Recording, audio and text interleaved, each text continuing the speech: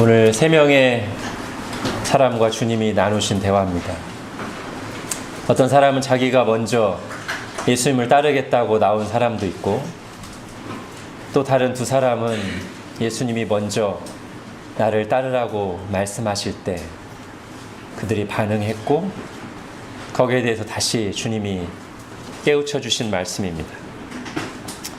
첫 번째 사람은 이렇게 얘기합니다. 주님, 어디로 가시든지 나는 따르겠습니다. 여러분, 저는 이런 말도 사실 많이 들어보지 못했습니다. 이렇게 말하는 것만으로도 훌륭하지 않습니까? 이런 말을 들으면 감동이 됩니다. 주님, 어디로 가시든지 제가 따르겠습니다. 근데 사람의 마음을 다 아시는 주님께서는 이렇게 말하는 사람에게 뭔가 더 확실하게 해두셔야 할 게 있음을 아셨습니다. 어디로 가시든지 따른다고 할 때 이 사람에게는 그 어디로 가시든지가 어느 정도 자기 계산 속에 그려져 있는 것 같아요. 쉽게 말하면 견적이 있는 거죠. 말은 정말 무제한적으로 어디로 가시든지라고 하지만 그 말을 하는 사람의 마음속에는 이미 한정돼 있어요. 내가 어떤 정도로 주님을 따를 것인지. 아마 제 예상엔 대략 이런 것일 거예요. 이 사람의 생각 속에 예수님은 분명 유대 고을 여기저기를 들러서 결국 예루살렘으로 가실 것이고, 거기서 대업을 성취하실 것이다. 비록 그 과정에 어려움이 좀 있겠지만 지금부터 이분의 제자가 되어 예루살렘에 가기만 하면 안정된 생활을 할 수 있을 것이다. 영광이 있으리라. 이런 식일 거예요. 예수님은 그의 계산, 그의 견적을 완전히 벗어나서 이렇게 말씀하십니다. 우리 58절 읽겠습니다. 시작. 예수께서 이르시되 여우도 굴이 있고 공중에 새도 집이 있으되 인자는 머리 둘 곳이 없도다 하시고. 여우가 낮에 열심히 돌아다니지만 그 여우도 밤에는 들어가 쉴 수 있는 굴이 있고, 새가 여기저기 날아다니며 정처 없이 떠도는 것 같지만 그 새들에게도 사실은 나름대로 집이 있지만, 인자는, 나 예수는 그런 곳이 없다. 머리 둘 곳이 없다. 나는 세상에 뿌리를 내리고 살아가지 않는다. 이 세상에는 나의 보금자리가 없다. 하나님 아버지의 뜻을 이루기 위해서 이곳으로 가라 하시면 가고 저곳으로 가라 하시면 가는 인생이다. 네가 정말 나를 따르려거든 그것을 각오해야 한다. 이렇게 말씀하시는 겁니다. 두 번째 사람은 예수님으로부터 먼저 부르심을 받았습니다. 나를 따르라. 그런데 마침 그때 이 사람은 아버지가 돌아가셔서 장례를 치러야 하는 상황이었던 것으로 보입니다. 부모의 장례를 치르는 일은 오늘날에도 그렇지만 그 당시 유대 사회에서도 다른 어떤 것보다도 우선시되는 일이었습니다. 그렇기 때문에 이 사람은 당연히 주님께서 허락해 주실 거라고 생각하며 말씀드렸습니다. 주님, 먼저 그 일을 하고 아버지의 장례를 치른 뒤에 주님을 따르겠습니다. 그러나 주님의 답변은 뜻밖이었습니다. 60절 같이 읽겠습니다. 시작. 이르시되 죽은 자들로 자기의 죽은 자들을 장사하게 하고 너는 가서 하나님의 나라를 전파하라 하시고. 네. 주님께서는 사람들이 일반적으로 가장 우선적으로 할 일이라고 여기는 일보다도 더 시급하고 중요한 일이 있다고 깨우치시는 거예요. 그 일이 뭡니까? 하나님의 나라를 전파하는 일입니다. 왜 그렇죠? 지금 예수님이 이 답변을 하시면서 사용하신 표현 속에 그 힌트가 들어 있습니다. 예수님이 여러 가지로 다른 표현으로 말씀하실 수도 있는데 이렇게 말씀하셨어요. 죽은 자들로 자기의 죽은 자들을 장사하게 하라. 이게 무슨 뜻입니까? 뒤에 나오는 자기의 죽은 자들은 우리가 일반적으로 말하는 정말 이 땅에서 삶을 마친 사람 죽은 자죠. 근데 그 사람을 장사 지내는 앞에 죽은 자는 누구예요? 영적으로 죽은 자죠. 그죠? 예수님이 일부러 이런 표현을 쓰신 걸로 저는 봅니다. 다른 사람이 죽은 자들 장사하게라고 하지 않고 일부러 죽은 자들로 죽은 자들을 장사하게 하고라고 했다는 것이죠. 그러면서 주님이 하고 싶으신 말씀은 이 땅에서의 삶이 끊어지는 죽음보다 영적인 죽음이 훨씬 더 심각한 문제다. 그러므로 육신의 죽음 문제를 다루는 일 뭐예요? 장례보다 영적인 죽음 문제를 해결하는 일 뭐죠? 하나님 나라를 전파하는 일을 더 우선순위에 두어야 한다고 말씀하시는 겁니다. 자, 이제 세 번째 사람입니다. 세 번째 사람은 이렇게 말합니다. 제가 주님 따르겠습니다. 안 따르겠다는 말이 아닙니다. 다만 가족과 작별하고 정리할 때까지만 기다려 주십시오. 이번에도 주님의 답변은 아주 급진적입니다. 62절을 같이 읽겠습니다. 시작. 예수께서 이르시되 손에 쟁기를 잡고 뒤를 돌아보는 자는 하나님의 나라에 합당하지 아니하니라 하시니라. 우리 젊은 사람들은 쟁기가 뭔지 모르습니다. 논을 갈 때 소가 끌고 가고 뒤에 이렇게 날카로운 쇠나 막대 같은 걸 들고 가면 돌아가면서 땅을 막 뒤집어 엎는 거예요. 그렇게 한 뒤에 이제 씨를 뿌리는 것이죠.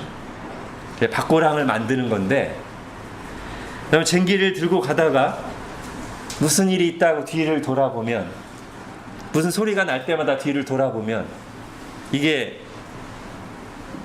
밭고랑이 어떻게 되겠어요? 반듯하게 가는 게 아니라 구불구불 엉망이 될 거예요. 지금 예수님은 그래서는 그런 자세로는 하나님 나라의 일을 할 수 없다고 말씀하시는 겁니다. 주님을 따르겠다고 하고서는 이것 때문에 뒤로 미루고 저것 때문에 잠시 멈추고 하는 식으로는 주님을 따를 수 없다. 그 모든 것을 하나님께 맡기고 뒤돌아보지 말고 뒤에서 무슨 소리가 나도 무슨 일이 일어나도 하나님께 맡기고 너는 앞을 보고 계속 너에게 맡겨진 쟁기 가는 일을 하. 모든 것에 우선하여 주님을 따르라. 이런 말씀이에요. 이 세 말씀 다 일반적인 상식을 훨씬 뛰어넘는 최고 수준의 우선순위와 절대적인 헌신을 요구하시는 말씀이죠.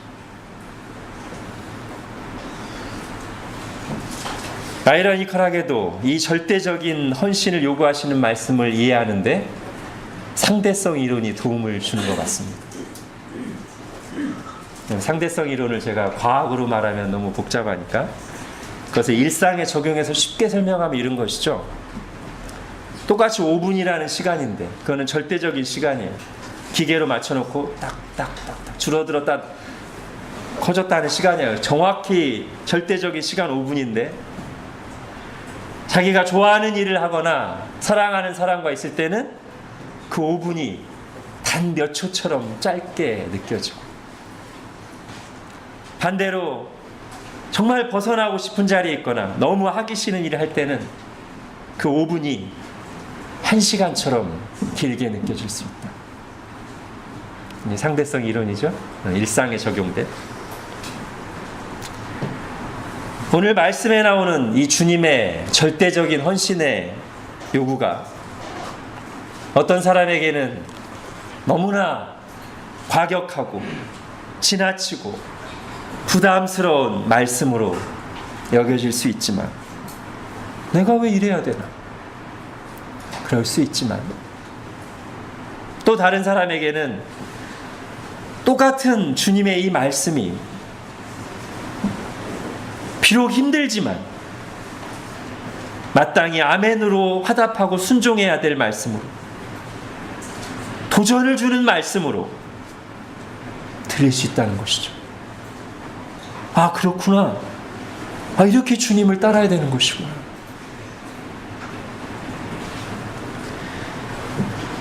여러분, 1만 달란트 탕감받은 종의 비유와 연결해서 생각해 보면 좋겠습니다. 자기가 주인으로부터 아무것도 받은 것이 없다고 생각하는 사람에게는 그 주인의 명령, 자, 저 다른 사람에게 200만 원을 베풀거라 라는 명령이 너무 지나치다고 생각돼요. 내가 왜 그래야 되지? 반발 심리까지. 그러나 자신이 빈털터리로 비참하게 끌려가야 할 때 주인이 수천억의 재산을 거저 나에게 베풀어서 내가 회복되고 풍성해지는 것을 알고 감사하는 사람에게는 주인의 똑같은 요구, 200만 원을 다른 사람에게 베풀어라는 요구가 전혀 과하다고 생각하지 않고 오히려 그 이상도 기꺼이 베풀려고 할 거란 말이죠. 하나님께서 예수 그리스도를 통해 내게 베푸신 구원의 은혜와 그 예수님의 십자가 사역을 통해 나에게 약속된 하나님의 나라를 정말로 진지하게 믿고 받아들이지 않는 사람들에게는 오늘 주님의 말씀은 너무 과하게 몰상식하게 느껴지는 말씀으로 다가올 수 있어요. 그리고 반발 심리가 들 것입니다. 아, 이건 아니죠, 주님. 그러나 예수님이 내게 베푸신 구원의 은혜를 알고 그 은혜가 정말 내 심령에 살아있다면, 그리고 내가 받은 하나님의 나라가 얼마나 큰 것인지 안다면, 오늘 주님의 말씀이 결코 쉬운 말씀은 아닐지라도, 또한 과한 요구도 아니며 할 수만 있다면 그 이상도 감당하는 것이 마땅하다고 생각할 것입니다. 웩선교의 설립자인 C.T. 스터드가 했던 그 유명한 말처럼요, 예수 그리스도가 하나님이시고 그가 나를 위해 죽은 것이 맞다면 그를 위해 드리는 나의 어떠한 희생도 결코 크다고 할 수 없다. 여러분, 우리 주님은, 오늘 이 말씀을 하시는 주님은 우리에게 충분히 이런 요구를 하실 수 있습니다. 아니, 그 이상을 요구하셔도 됩니다. 나를 구원하시기 위해서 하늘 보좌를 버리시고 인간이 되셔서 그러지 않으셔도 되는데 인간의 모든 한계와 연약함을 경험하시고 짊어지시고 자신이 창조하신 인간들에게 온갖 조롱과 비난을 받으시고 제자들에게 버림받으시고 채찍에 맞으시고 십자가에서 나를 위해 물과 피를 다 쏟으신 주님, 하나님에게까지 버림받으시고 지옥의 고통을 경험하신 주님, 죽으시고 무덤에 장사되신 주님, 나를 구원하시려고, 나 같은 죄인을 구원하시려고 자신을 아낌없이 내어주신 주님, 그리하여 내게는 하나님의 자녀되는 특권과 영생과 하나님 나라를 주신 주님,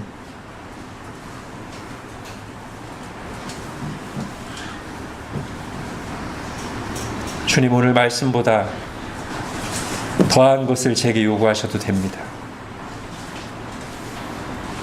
주님께는 그럴 자격이 있으십니다. 다만 제가 연약하오니 그것을 감당할 은혜도 함께 주옵소서. 이것이 은혜를 아는 자의 고백이 아닐까요?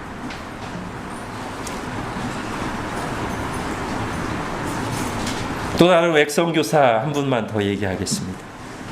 우리나라 분이고 저희 학교 선배이십니다. 합동신학대학원 선배시고 한국교회 선교 역사에서 굉장히 유명하신 분이죠. 유병국 선교사님이라는 분입니다. 오늘 말씀과도 너무나 잘 연결되고 오늘 날씨와도 잘 연결됩니다. 오늘 아주 덥죠. 이분이 외국 선교에 들어가서 선교 훈련을 마치고 이제 나라로 나가야 되는데 이분이 나갈 당시에 많은 사람들이 나가던 동남아 지역을 생각하고 있었습니다. 근데 이분이 딱 나갈 타이밍에 아프리카 감비아에 있는 어떤 선교사님이 부득이하게 본국으로 돌아가게 돼서 거의 빈자리가 생겼어요. 티오가 났어요. 그래서 외국 본부에서 감비아로 나가시라고 요청이 들어왔습니다. 그때 영국에서 이제 마지막 훈련을 밟고 있었는데 가족들이랑 이분 혼자 먼저 감비아에 갔어요.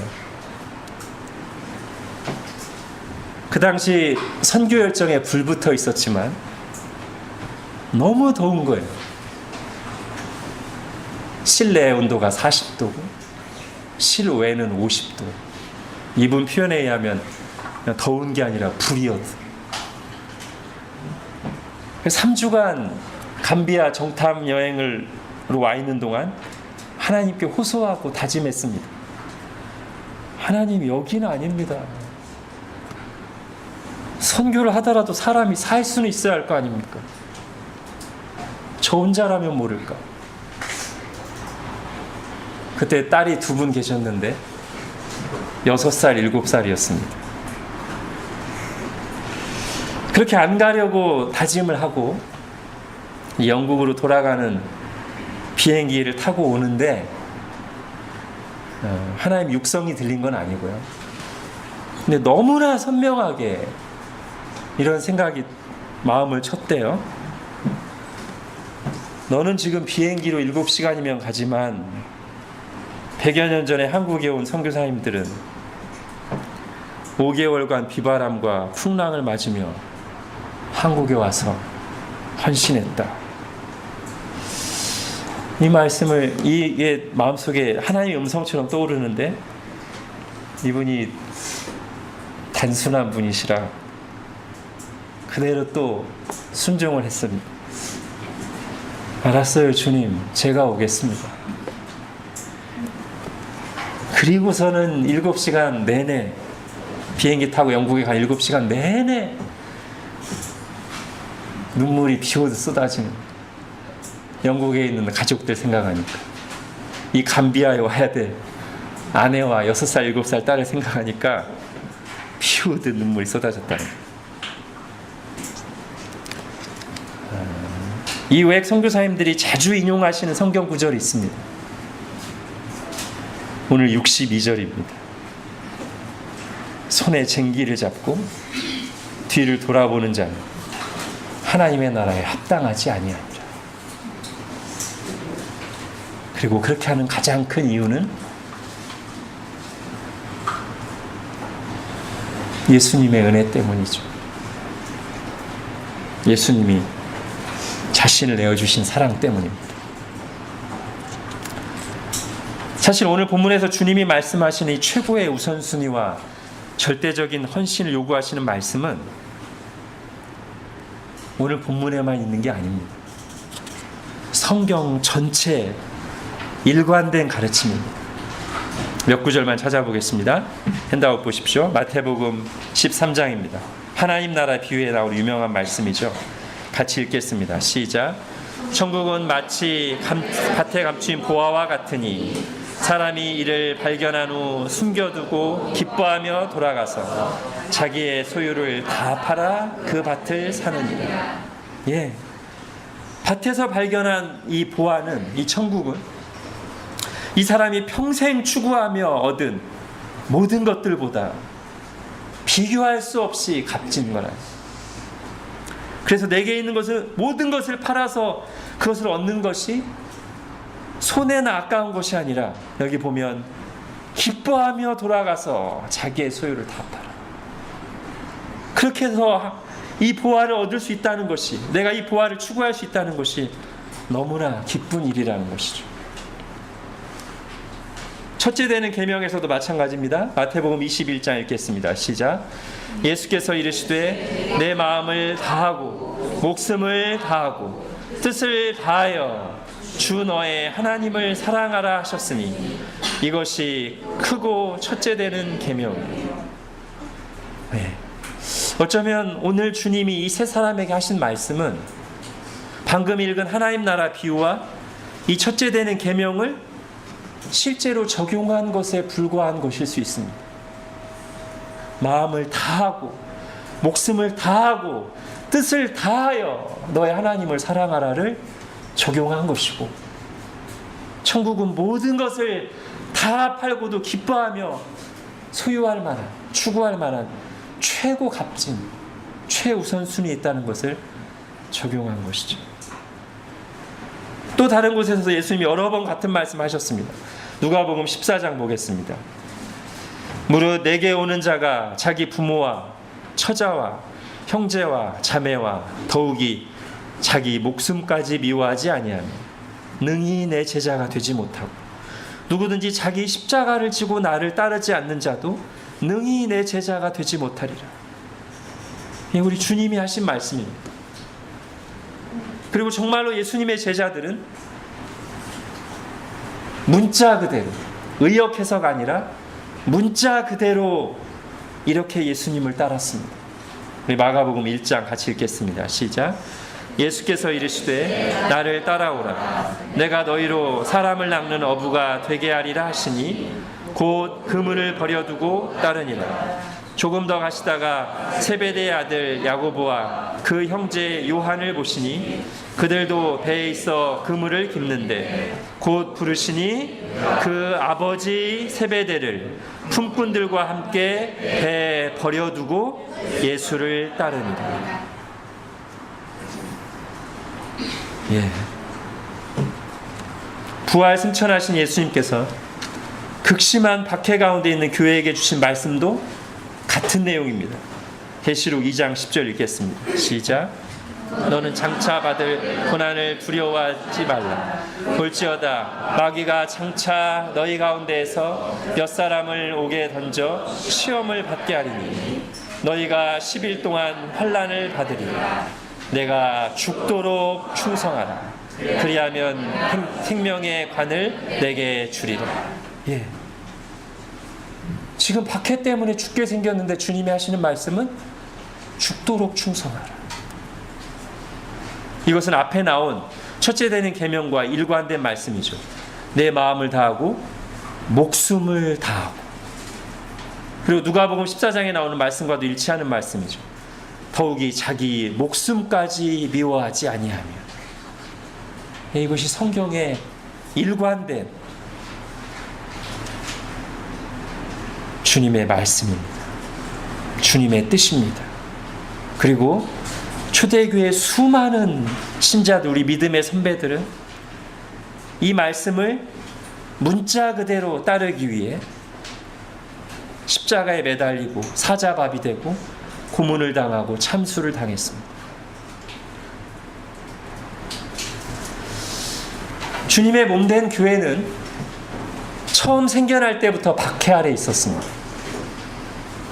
처음에 유대인들로부터, 그 다음에는 우상 숭배를 하는 사람들에게서, 조금 지나서는 특히 당대 세계를 호령하던 로마 제국으로부터 박해를 받았습니다. 그 초대교회는 200~300년간 계속 제국의 박해 속에 있었어요. 그래서 우리가 성경에서 만나는 교회들은 하나같이 박해를 배경으로 하고 있습니다. 성경에 나오는 교회는 박해받는 교회입니다. 그 박해와 고난 속에서 주님을 섬기고 신앙을 지키고 사명을 감당하는 교회입니다. 그리고 이것이 우리에게 분명히 시사하는 바가 있습니다. 두 가지죠. 하나는 뭡니까?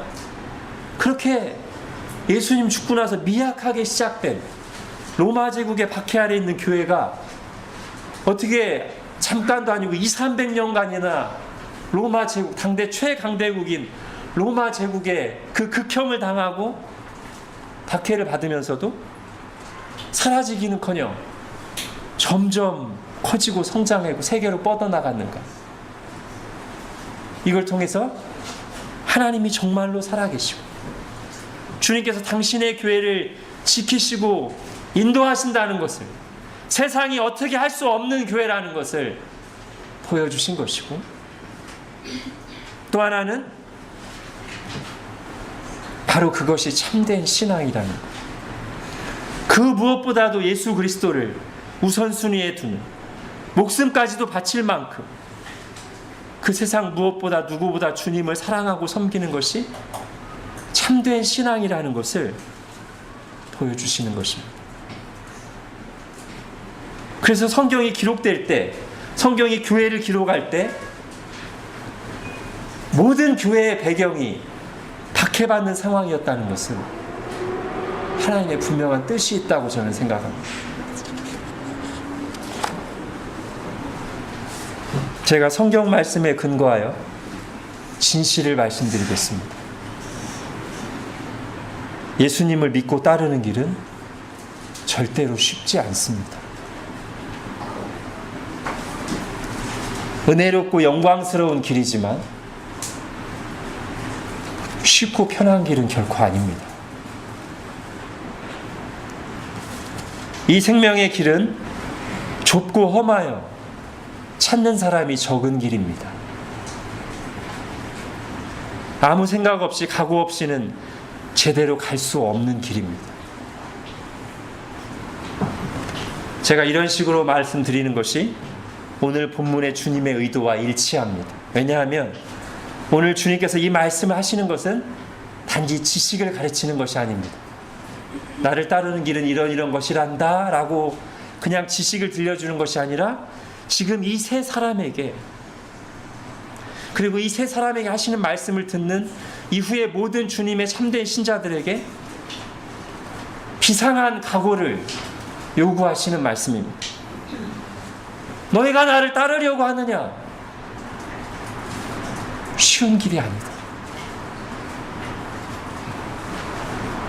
목숨을 내어놓을 만큼 비상한 각오가 없이는 제대로 따라올 수 없는 길이다. 그래도 따르겠느냐? 나 예수를 따르겠느냐? 그렇다면 지금 내가 하는 말을 귀 기울여 듣고 비상한 각오를 하거라.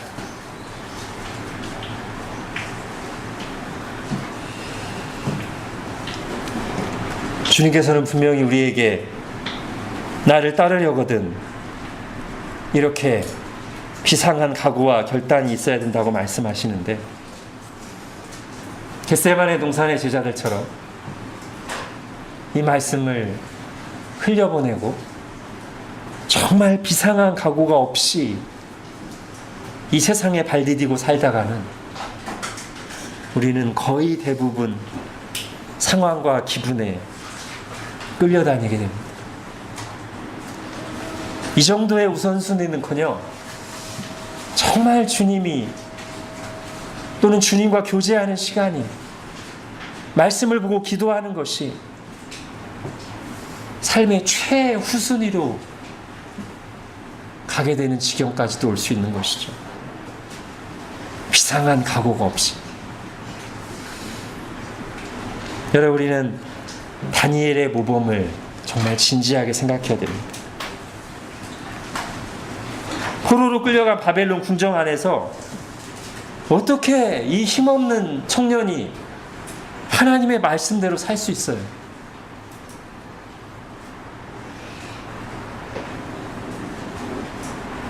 그때 다니엘과 청년들이 한 일이 뭐였죠? 친구들이 한 일이 무엇이죠? 네, 하나님 앞에서 비상한 각오를 하는 것입니다. 목숨을 건 각오를 하는 것이죠. 나를 이 바벨론에서 더럽히지 않기를, 그리고 목숨을 잃더라도 이것만은 지키겠다라고, 그리고 그 결단을 지키기 위해 하나님께 은혜와 도우심을 구합니다. 그리고 우리는 이렇게 비상한 각오를 하고 자신을 거룩하게 지키며 주님을 섬기려는 이 청년들에게 하나님께서 비상한 은혜를 내려주신 것을 성경에서 봅니다. 여러분, 어떤 사람들은 어차피 내가 결단해도 안 된다는 패배주의적인 의식에 빠져 있습니다. 그래서 결단 안 하면 어쩌자는 겁니까? 여러분, 분명한 것은 우리의 각오와 결단만으로는 주님을 이렇게 따를 수 없지만 주님의 말씀에 순종하여 이렇게 비상한 각오와 결단을 하는 사람들에게 주님께서 그 길을 갈 수 있는 은혜와 힘을 주신다는 사실입니다.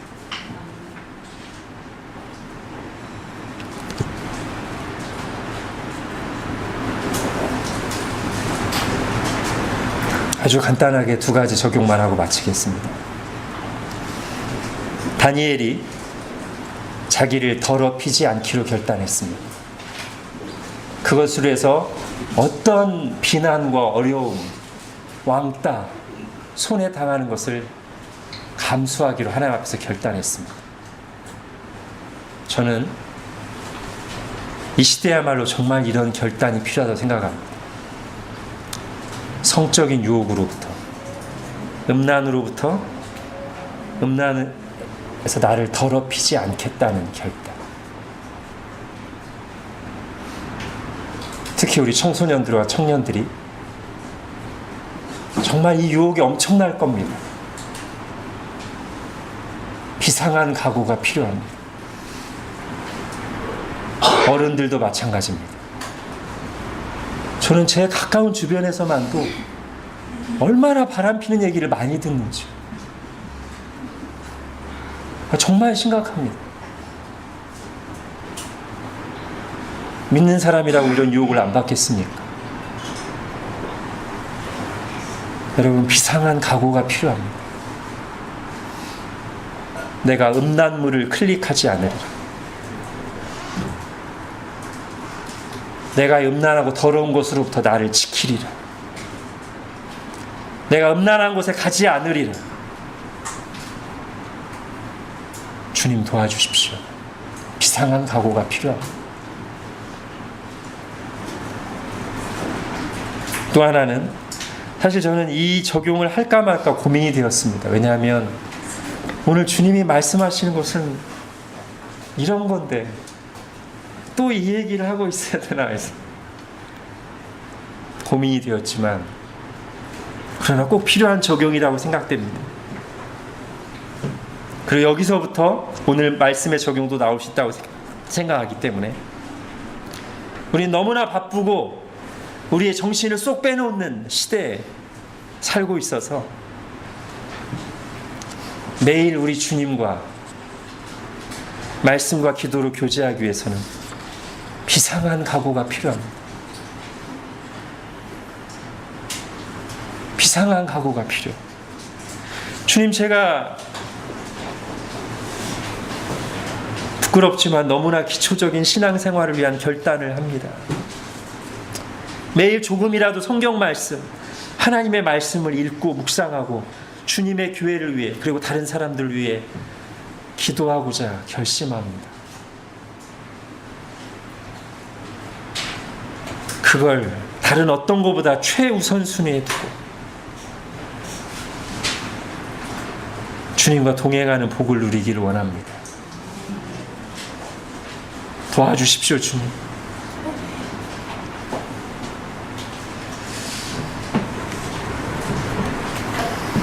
그 가장 기본적인 것에서부터 비상한 각오와 결심을 하고 최우선순위를 지키지 않는데, 기초석을 놓지 않는데 어떻게 오늘 본문과 같은 이렇게 절대적인 헌신과 엄청난 우선순위의 삶을 살 수 있겠습니까? 지탱이 될 수가 없죠. 그러나 우리가 작아 보이지만 이 영적 기본 생활을 위한 비상한 각오와 실천이 있다면, 그래서 하나님이 우리를 영적으로 충만하게 하실 때 오늘 본문의 말씀이 과하고 부담스럽기만 한 것이 아니라 주님께서 당연히 요구하실 수 있는 말씀으로, 도전이 되는 말씀으로 들리기 시작할 것이고, 구체적으로 내 삶에서 순종하고 세워야 할 우선순위와 헌신의 영역들이 내 마음속에 떠오르기 시작할 것입니다. 그렇게 주님을 따르는 일에 우선순위를 두는 사람들에게 주님께서 주님과의 친밀함을 주시고, 절대적인 헌신으로 하나님 나라를 구하는 사람들에게 주님께서 그 하나님 나라와 은혜와 하나님 나라의 은혜와 능력을 맛보는 복을 주십니다. 기도하겠습니다. 하나님, 예수님을 믿고 따른다는 게 어떤 것인지 이 시대 사람들에게서 듣지 않고 주님에게서 듣고 아멘으로 받기를 원합니다.